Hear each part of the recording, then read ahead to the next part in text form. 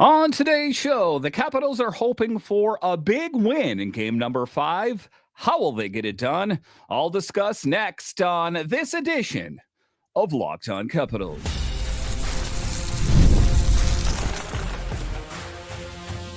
Your Locked On Capitals, your daily podcast on the Washington Capitals.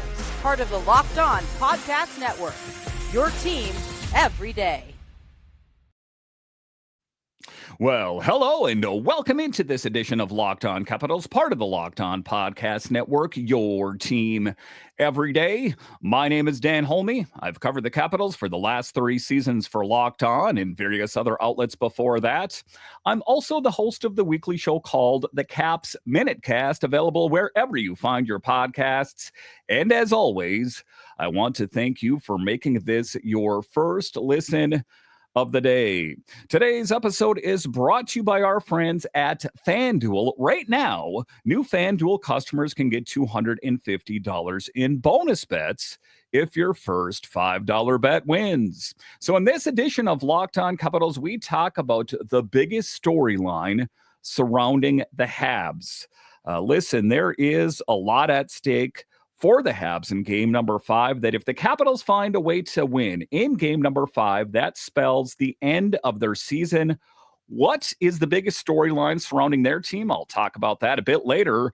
I'll talk about Aliaksei Protas. All signs to Aliaksei Protas being in for game number 5. What will that mean for the Capitals? But just to get it going here, the Capitals look for a big win in game 5 at home. And this is the culmination of a season played very well by the Capitals, winning the Metro, winning the Eastern Conference, that it has built up to this moment right now. And I understand we're not in the final round, but if the Capitals can move on to the second round, this will be the first time they've achieved that since the high water mark for this team in the Stanley Cup winning season in 2018. Quite an accomplishment by this team. And all things considered, it is not going to be easy. And I understand the Capitals are playing at home in front of their fans, but you got to know that the Habs are going to throw the kitchen sink at the Capitals at any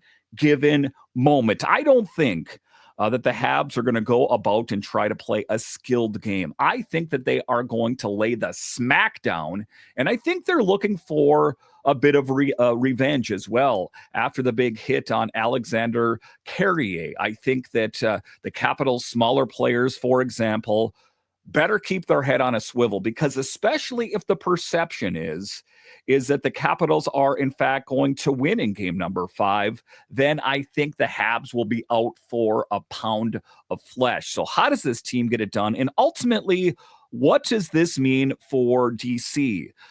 You take a look at the fan base that was through the thick and thin for quite a few years, and the Capitals did the unthinkable in 2018 by winning a Stanley Cup, and it's been kind of lean since then. I know they made it to the playoffs, but have not won a playoff series since 2018, and you can tell how old you're getting, as 2018, well, it wasn't yesterday. Kind of feels that way in a lot of ways. I remember exactly where I was when the Capitals won the Stanley Cup, but time flies.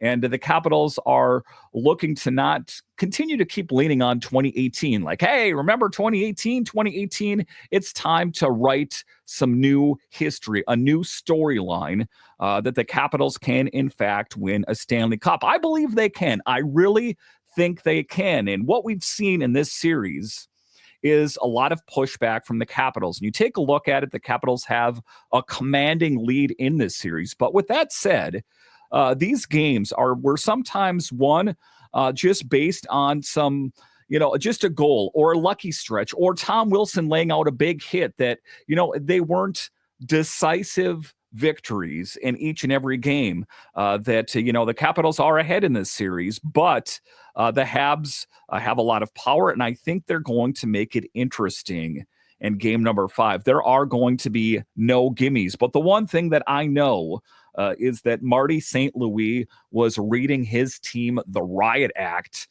at practice today. They had cameras at practice, and he was not happy with how the team performed.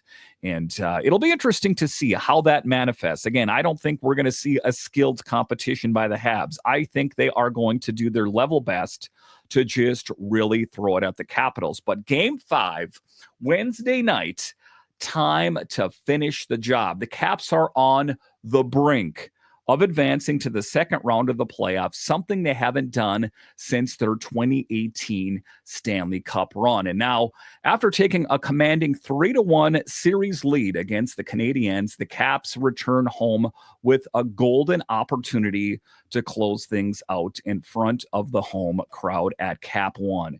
And how fitting is that? You'll take it any way you can get it. If the Capitals would have won the series in Montreal, they would have taken it. But a big thing for the Capitals and the fans in DC. And, you take a look at it, the series has been closer, like I said, than the scoreboard would indicate. Game 1 went to overtime. Game 2, I guess I'm going to say it was a nail biter. Even Game 4, which finished 5-2, was tied going into the third period before the Capitals exploded and scored 4 goals. And that's what I'm talking about, that it's the right place at the right time. But that's how life works. That's how sports works, that it's about taking opportunities that present themselves or making your own opportunities. See Tom Wilson and the big hit on Alexandre Carrier, and that can change the momentum of the series. And head coach Spencer Carbery isn't taking anything for granted. It's not going to be an easy out. If you think that this is going to be just a shellacking of the Habs Wednesday night, I think you better think again. I would like that, but I don't think that's going to be the case. Carbs emphasized in Tuesday's press conference that his team will need its best performance of the series to eliminate the Habs. A young and scrappy team, a David and Goliath situation.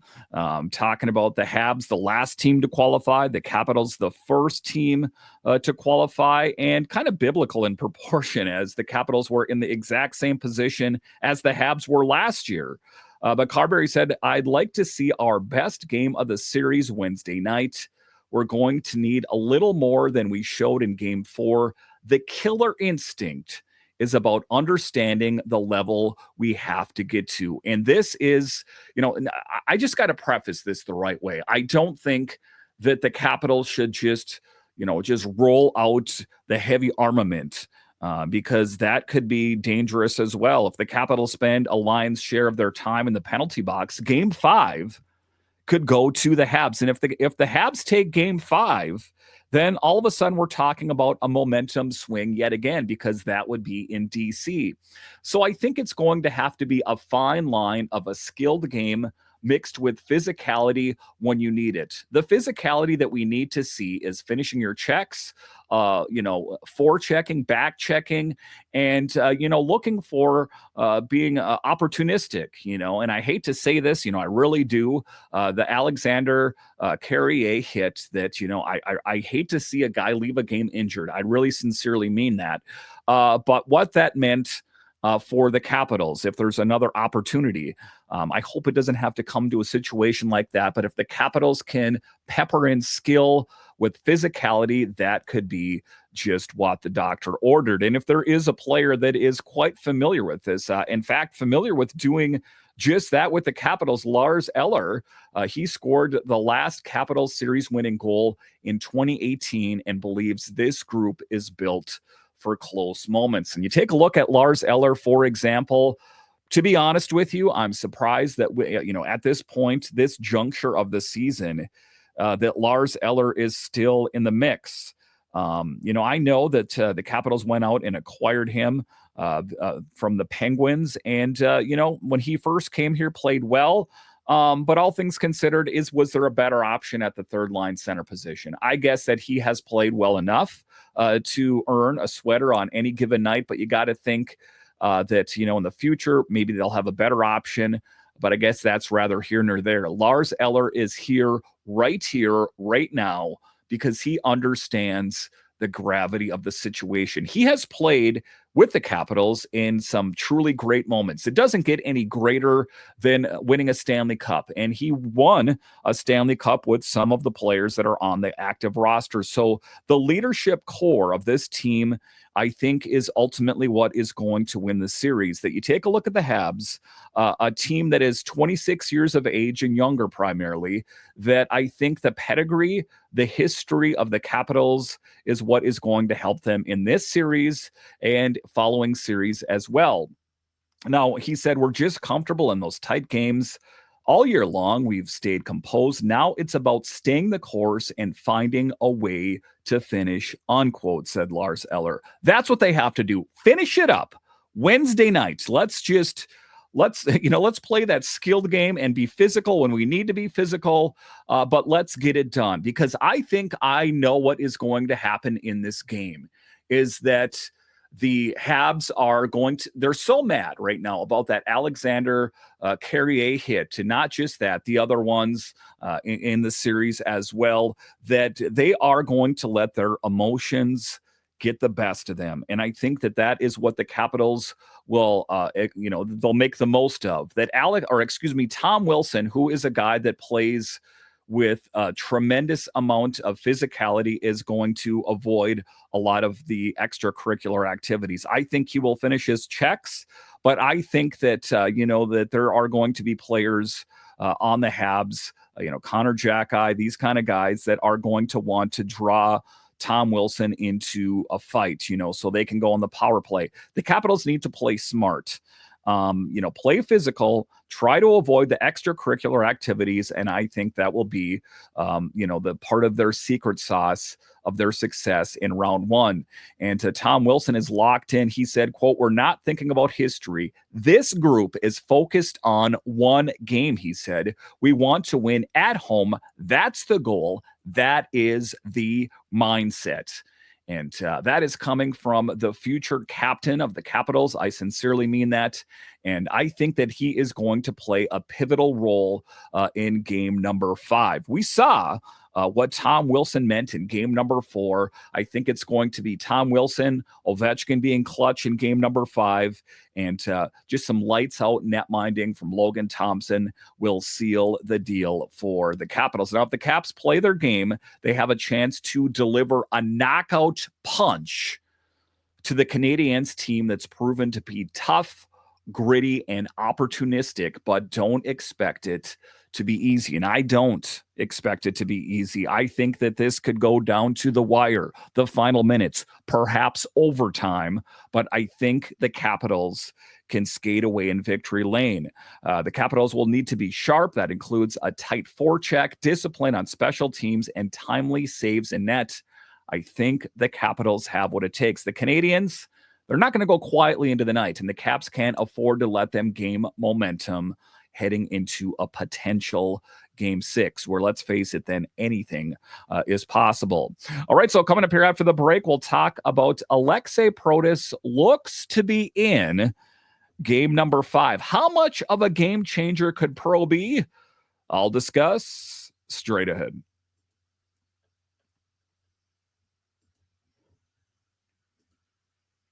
The NBA playoffs are here, and FanDuel is giving new customers an incredible way to get in on the action right now. When you join FanDuel and place your first $5 bet, you'll get $250 in bonus bets if your bet wins. I love how FanDuel makes betting so easy, whether it's picking my favorite team or diving into player props.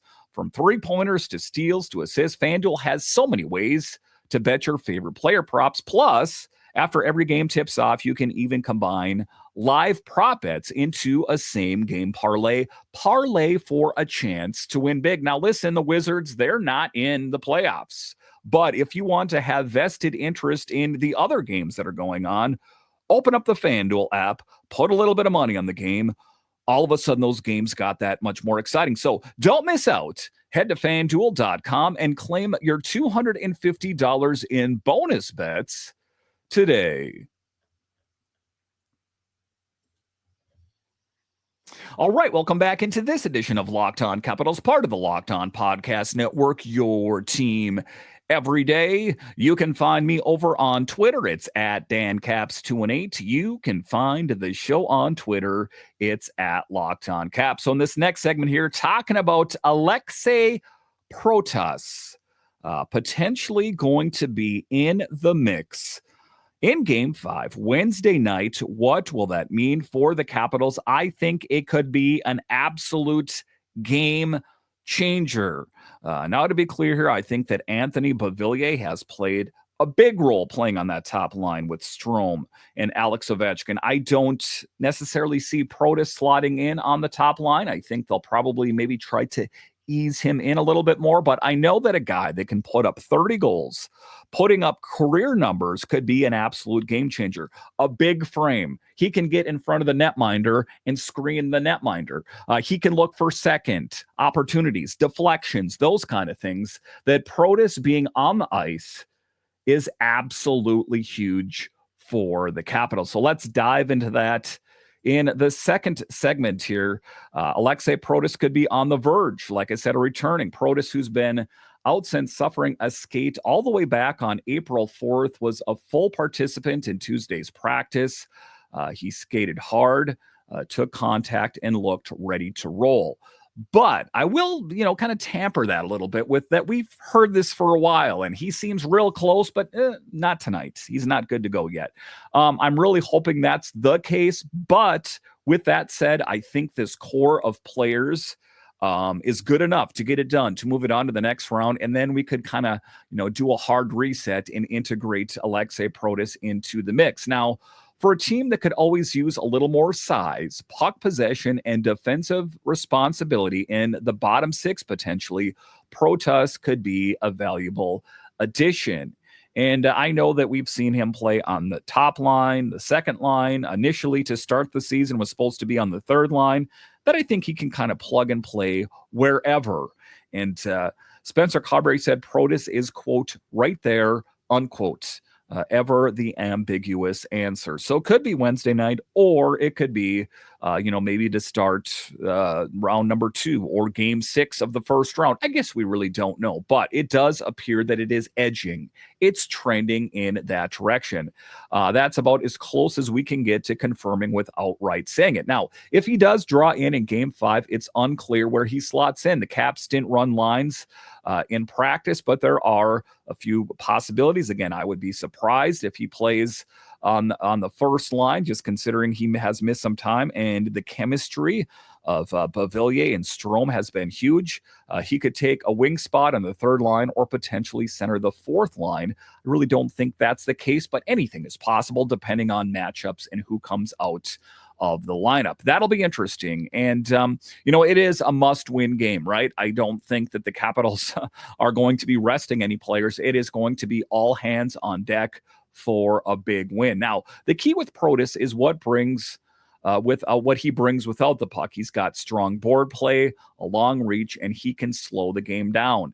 Now, some things that become extremely valuable when protecting a lead in the playoffs. And, as far as Protas, like I said, he can post up in front of the net, good with deflections, second opportunities, those kind of things. He's a great skater in his own right. He has a great shot in his own right. And let's not forget, the guy has playoff experience. He's been in these moments before.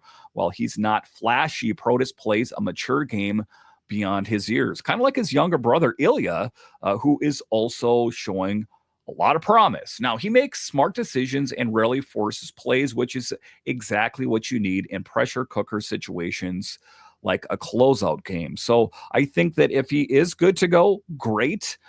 If he is not, I'm also okay with that as well. As I think, like I said, the Capitals got this far, without Protas, that I think that, at least in this round, knock on fake wood here, that they can win it in game number 5. That would give him a chance to kind of recalibrate and be ready to go in game number 1 of the second round. So that's my hunch there. So with the Canadiens playing desperate hockey, having a player like Protas who can absorb forechecks and win puck battles could tilt a shift or two in the Capitals' favor. And it's sometimes that's all it takes. If you take a look at it, even in game number 4 in the second period, the Habs had the lead. And, after the big hit that was laid out by Wilson, That's what, shifted the momentum. That's what we're looking for, a shift in momentum. Could Aliaksei Protas provide that? I definitely think he could. He could be that game changer that could take it to the next level. Now, the bigger issue that would leave Montreal with a lot of answered questions. How are they going to defend? And how are they going to prepare for a guy like Protas, as they have not seen him in this series of games that they would have to kind of adjust on the fly, if you will. All right, so coming up here after the break, we'll talk about the biggest storyline surrounding the Canadiens. Will Alexandre Carrier be in the mix? What will it mean for the Habs if he is, and what will it mean if he's not? I'll discuss straight ahead.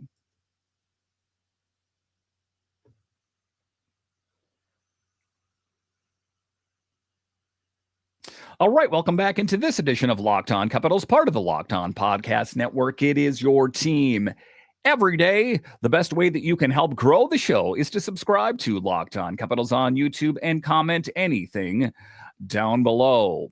In the final segment here, what's in it for the Habs? I laid out my case for the Capitals, what it means for them to win in game number 5, but what about the Habs? They are all in, and they are ostensibly, potentially, going to be without one of their bigger pieces. I'm talking Alexandre Carrier, and we know that it was the Tom Wilson lower in the boom is what took him out of the game. But what has been said is that he is traveling with the team. He could be in, he could be out. How will the Habs prepare? So let's dive into some Canadiens talk in the final segment here. So talking about Montreal's do or die mindset and the uncertainty that surrounds Carrier. Now, the Canadiens have shown all season they won't go away quietly. Physicality, that was the thing that was said to be about the Capitals, is physical. We have seen a decent amount of physicality from the Habs. They fought tooth and nail just to get in the playoffs, finishing with a 7-1-2 tear to clinch the final wild card spot. So that speaks of, their pushback, their tenacity that has put them in the position that they're in right now. Improbable first-round playoff contenders. And head coach Martin St. Louis has this group believing, and they've responded in pressure moments all year. Like I said, in today's practice, he was engaged. He was loud. He was not happy with what he saw from his team. But one big question heading into game 5, will they have one of their most important defenders available? Alexandre Carrier took 2 big hits in game number 4. We know one from Ovi, the other one from Wilson in the third, and didn't finish the game. And that led to the Duhaime game-tying goal. And he didn't practice on Tuesday, but St. Louis indicated Carrier would travel with the team, hinting at a possible return. And, kind of like the same way that Protas kind of has been in the mix, potentially going to be in. I think it is going to be a wait and see for Carrier. I think it's one of their big additions, and I think that if they are hoping for a chance to win in game number 5, it is going to be with him in the mix. Now, Carrier has been essential in balancing the Habs blue line since being acquired in December. He's a right shot defenseman with poise under pressure, and his absence would leave a big hole. So how would they plan for a defender, how their defense plan, make their plans minus Carrier? One of the things is you got to prepare for anything. It is always the next man up. Now, if Carrier can't go, Montreal may have to get creative. Lane Hudson could shift to the right side, something that, he's done before, possibly reuniting Jaden Struble. Another option would be moving Caden Gooley to the right and pairing him with Mike Matheson. Now, a duo that worked well last season, but hasn't seen much time together this year. So I think it is going to be big, but you take a look at it. The Capitals have had to adjust without one of their key defenders, Martin Feravari. And all things considered, I think that Alexeyev has played admirably. I think it will be a setback for the Habs, but I don't think that, it will make them lose per se. I think they have a better chance, of course, with him being in there, but I think that the Habs are built to overcome. I would say the bigger issue that would leave Montreal with 4-shot defensemen in their top 4. Not ideal against a heavy forechecking team like our Capitals, of course. Now, the extra milliseconds on puck retrievals matter. That blindside risk is real, and the Caps have already shown they're not afraid to finish their checks. And that is the thing that they're going to have to do. I think that, if the Capitals don't get involved in extracurriculars, but they do finish their checks, they're involved in forechecking, back checking, it could be huge. Now, St. Louis says it'll be a group effort if Carrier is out. He said, quote, he is a warrior, unquote. If there's a chance he can play, he will. But if not, we'll adjust. Everyone steps up. And that's the mentality the Habs are looking for, that they are pushing all of their buttons. They have all their nukes ready to launch. I expect an engaged Jack Eye. I expect an engaged Josh Anderson, that they are going to try to soften the Capitals with a heavy physical game. And, I would not, I'm going to say this right now. I don't know if the Capitals are going to go unscathed in game number 5. They are out for revenge. So who is going to get injured in game number 5? I just got kind of a whiff in the air that could definitely be possible. And, that's one of the things of playing in hockey, right? That you have to be ready. And the one thing I know, just listening to, the Montreal media, as they are very displeased with what we have seen, or they have seen rather, in the series with the physicality. Many Habs fans saying unchecked or unnoticed, and they're getting away with a lot of plays that should be called. So I expect a heavy presence from the Habs and their big guns coming out to soften targets, and then having the skilled players like Suzuki and Caulfield find the back of the net. That could be what it takes for them to win game number 5. And like I say, if they take game 5 and it goes to game 6, that then everything has changed yet again. I think that as Capitals fans right now, we're already kind of, prepping ourselves in our mind, thinking of a game 5 victory and what are we going to do in the second round? I think that we need to concentrate at the task at hand. Like Davey Martinez used to say, go 1-0 every day. Don't start thinking about round number 2. Try to win this game. Because, like I say, the Habs are going to throw the sink at the Capitals. You got to know that. Can the Capitals respond? That is the question. All right, once again, I want to thank you for joining me on this edition of Locked On Capitals, your only daily year-round podcast covering the Capitals. And I want to thank all of you that listen on the audio side and watch this on YouTube. You are what makes this show successful. When you're done here, head on over to Locked On NHL, as they have you covered 5 days a week. Available wherever you find your podcasts and on YouTube. All right, once again, I want to thank you for joining me on this edition of Locked On Capitals, part of the Locked On Podcast Network. It is your team every day. My name is Dan Holme, and I'll talk to you again next time.